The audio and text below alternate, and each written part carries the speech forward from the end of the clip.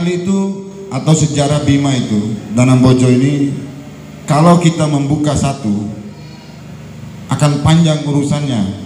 Jadi contoh satu, ketika seorang Salasa Ompu Kepa'a memegang senapan pada saat perang Ali, itu senapan musket. Senapan itu dipegang oleh pasukan khusus Turki Utsmani Janissary. Kenapa senapan itu bisa sampai ke tanah Ali? Makanya sejarah Bima itu kalau dibuka satu akan membuka semuanya. Satu saja, itu baru senapan yang dipegang oleh gelaran Salasa Ompu Kepa'a Al-Fatihah. Itu. Kemudian berbicara tatanan global. Perang itu hanya ada 3 sampai hari kiamat. Yang pertama itu akidah, yang kedua ekonomi, yang ketiga penguasaan lahan. Ini akan terus berlangsung 3 ini. Yang disampaikan oleh Kakak Naim Marewo itu benar. Tadi saya berharap beliau itu dalam hati membuka seorang Horgonje itu. Ternyata beliau membukanya. Inilah kilas balik sejarah kekacauan yang ada di Nusantara ini, mulai dari Aceh, kemudian Jawa Barat, Bima. Kemudian berikutnya, saya terenyuh dengan ucapan Abu tadi tentang ilmu dan iman. Saya menemukan sebuah tradisi di Bima ini yang unik.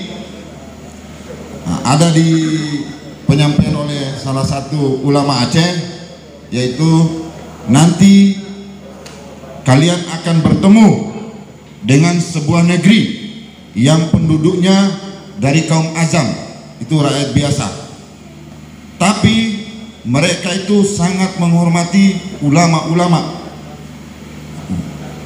dan cinta kepada Rasulullah Sallallahu Alaihi Wasallam.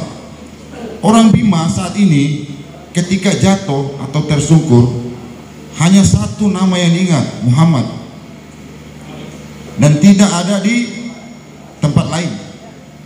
Entah dia kena tembok kepalanya atau terjatuh, pasti Muhammad. Itu yang kedua. Dari tatanan dunia itu Aceh dengan Bima itu tidak bisa terpisahkan. Nusantara ini ketika berangkat haji pasti akan singgah di Aceh. Seluruhnya. Dari mana orang-orang yang mengawal berlayar ini dikenal dengan sekarang wisata bahari. Bahari itu nama orang, itu pelatih angkatan laut Turki, namanya Al-Bahari, dan dilanjutkan oleh sekarang pelayaran dunia. Ini yang ketiga, pelayaran. Kemudian kita membahas tentang Bima. Bima itu bandar besar. Contoh ada di TNT itu sebuah pelabuhan besar namanya Lawan Cake. Disitulah pusat pelabuhan dulu yang ada di jembatan TNT itu. Dari berlayar pedagang-pedagang dari manapun berkumpul di sini. Kemudian yang keempatnya,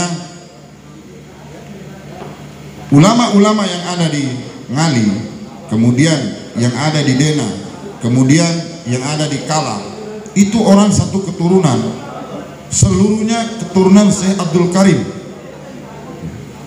Apakah dia yang di Teke Mumaceo atau rumah tua Sigi Ngali? Tuh.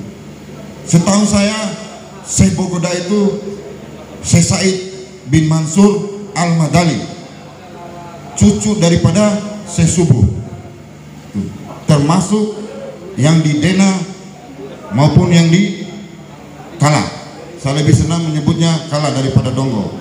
Kemudian yang terakhir, selain perang di Ngali, saya temukan itu bukti penyerangan Belanda itu. Jadi meriam ditembakkan di Doro Karachi sana dari Kahe itu, tiba-tiba mengenai Rendang, pecah perang Subak. Kemudian basis pertahanan kedua desa Ngali itu ada di Sigi Kalodo. Itu dari dokumen foto yang dipajang perang Ngali itu adalah Sigi Kamina. Mungkin itu saja penyampaian dari saya. Wassalamualaikum warahmatullahi wabarakatuh.